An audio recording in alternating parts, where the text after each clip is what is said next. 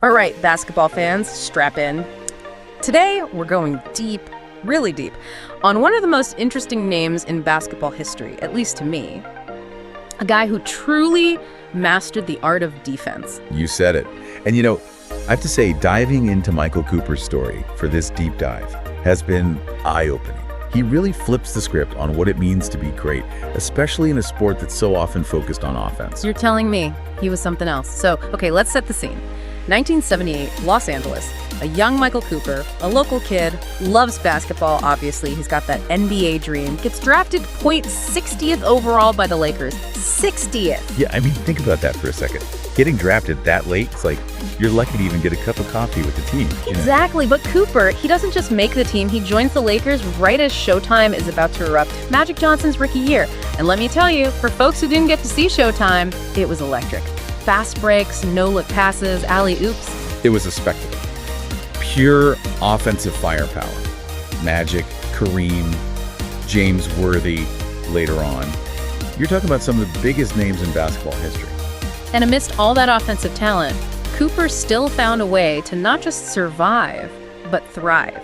He becomes an absolutely crucial part of that dynasty, and he did it with defense. And we're not talking about just standing around waiting for someone to take a shot. Cooper was known for his versatility on defense. He could guard anyone. Seriously.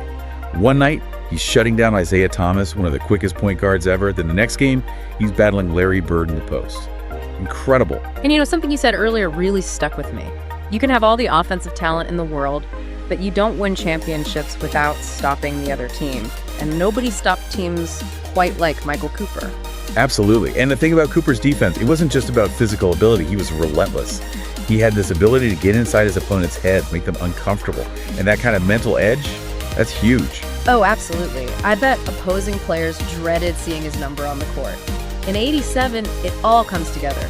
Cooper wins the NBA Defensive Player of the Year award. That's not just about stats. That's recognition from the whole league. The coaches, the players, everyone. That you, Michael Cooper, are the best defender in the game. Wow. Giving glory and honor to God. I want to thank all of you so much. I feel like I'm being welcomed into an amazing new family, one with some familiar faces. And for that, I'm so grateful and honored. So grateful to the hall and to all of you. As I stand here, I know that there are many people that I want to thank, and that's how I want to spend my time with you today. There is something that I've accomplished that I believe makes me unique in this esteemed company. I've achieved something not even Michael Jordan couldn't. Everyone knows that he was cut from his high school basketball team. I was cut twice. In fact, my early life was filled with setbacks. My father abandoned us soon after I was born, and my mother had to flee to Northern California to escape a violent and dangerous relationship. As a result, I was brought up by my incredible grandmother, Ardessie Butler, and right alongside her, my Aunt Honey, my Uncle John, and his brother Tom, my uncle. As you can imagine, we weren't allowed to call him Uncle Tom. They raised me to love sports, to be persistent, and to be fearless. Their support, wisdom, and faith made me the person I would become. Then there was my high school coach, George Turgeon. It may seem odd to thank the man who cut me twice, but he might have been more important to me than any other individual in my basketball life. Yes, he taught me how to play ferocious defense, but he also showed me that passion for sports could go hand in hand with devotion to God. Nothing before or since has mattered more.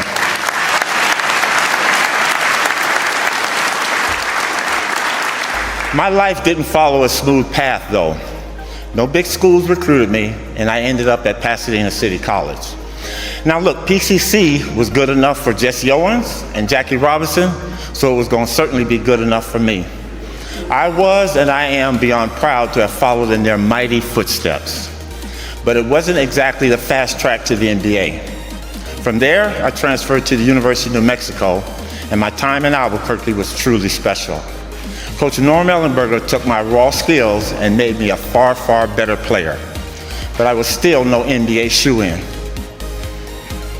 Finally, at the end of the third round, with the 60th pick in the draft, someone took a gamble on me. You may have heard of him, Jerry West.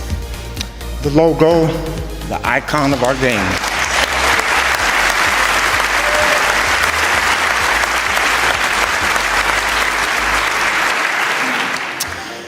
He was a friend and a mentor, and I owe him more than he could ever understand. I miss him more than I can ever express.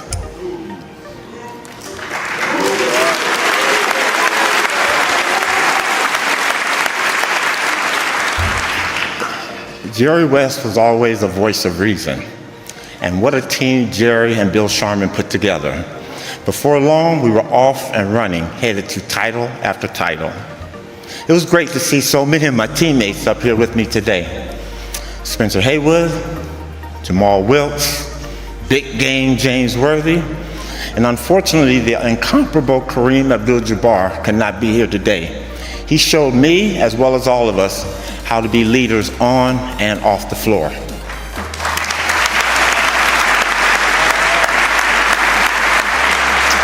Thank you, Cap, and get well soon. And of course, there's Irvin Magic Johnson, the Magic Man.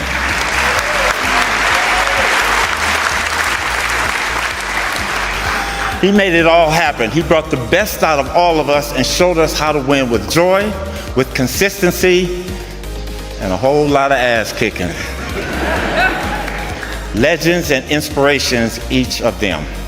These men and our other incredible teammates who are here today, like Byron Scott, A.C. Green, Norm Nixon, and Kurt Rambis, Bob McAdoo, and Michael Thompson, and all of those who are not here too will forever be my brothers, including Jim Jones.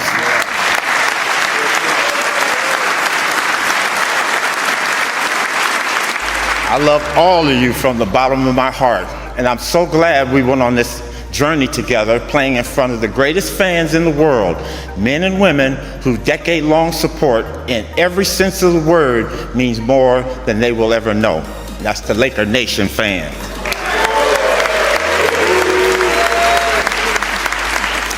I also want to thank Boston Celtics and Larry Bird.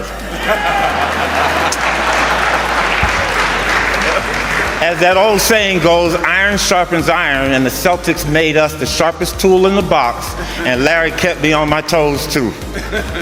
That's why the Lakers-Celtic rivalry was so special. And I know I speak for us all when I say none of it could have happened without Coach Pat Riley.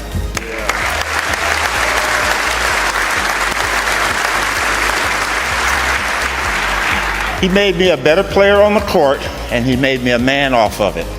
And while folks today talk so much about his incredible sense of style, no one should forget what an absolute genius he was as a basketball coach. He too, let's give it up for him.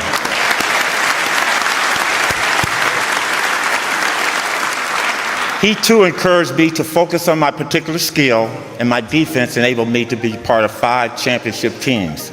Got me Defensive Player of the Year in 1987, and that means now that I'm one of the few defensive first players to join this amazing hall, following greats like Dennis Rodman, Ben Wallace, Bobby Jones,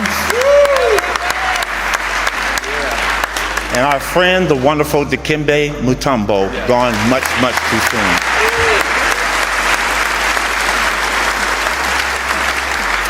After I finished playing, I followed in Coach Riley's footsteps by becoming a coach. First back with the Lakers under Magic Johnson and the incomparable Dale Harris.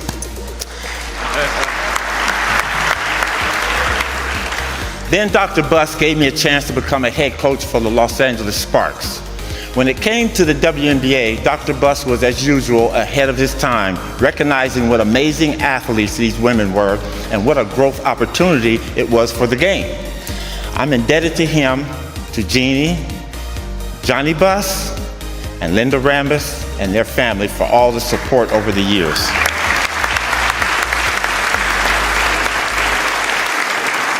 With the Sparks, we won back-to-back titles with an amazing group of women, and I had the privilege of coaching the fearless Lisa Leslie Lockwood.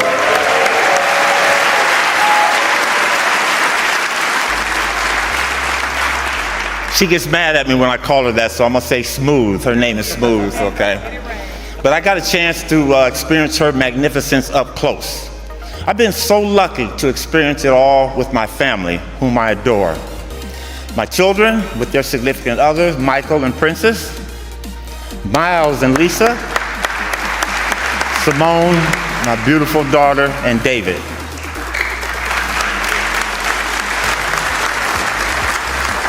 I love you guys so much, and although I wasn't there as much as you wanted me to be, I was there when you needed me to be. Thank you for that.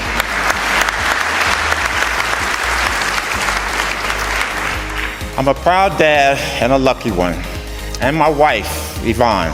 Thank you for everything, sweetheart. You are my source of strength, my dearest friend, and my true companion. And I want you to buckle up, because we're gonna ride this thing till the wheels fall off.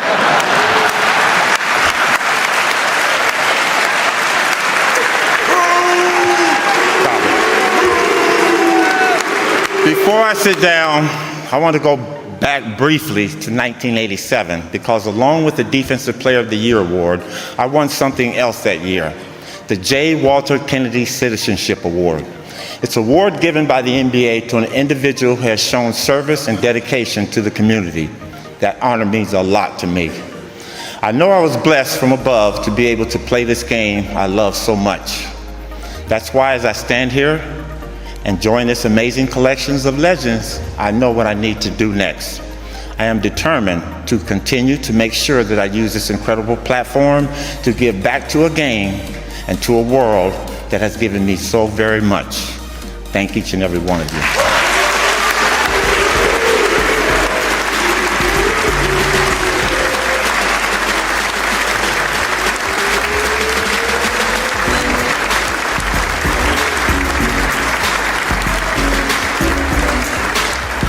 I'm sorry, I'd be amiss. I miss my youngest son, Niels, right there, the love of my life.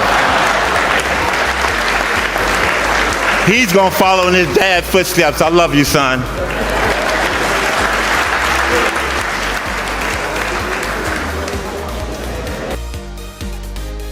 And it wasn't just that he was a great individual defender, it was the effect he had on his teammates. His work ethic, that never give up attitude, it rubbed off on everyone.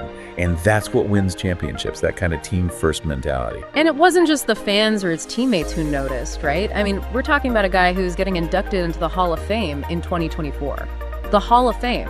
Think about how many incredible scorers, passers, all-around offensive players there are in basketball history. And Cooper, he gets in by being an absolute defensive maestro. I mean, he really embodied that, saying defense wins championships.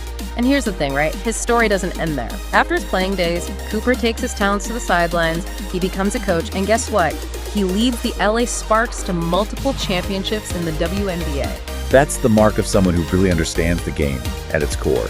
He was able to take all that experience, all that knowledge of how to break down opponents, and use it to lead and inspire a whole new generation of players. It really makes you think.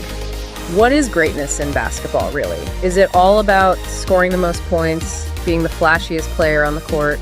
Or is there something to be said for the quiet dominance, the relentless effort, the ability to elevate an entire team with your play? Those are questions that every basketball fan should be asking. And I think Michael Cooper's story provides a pretty compelling answer. No doubt about it. All right, folks, that's Michael Cooper, a true basketball legend. Until next time, keep defending.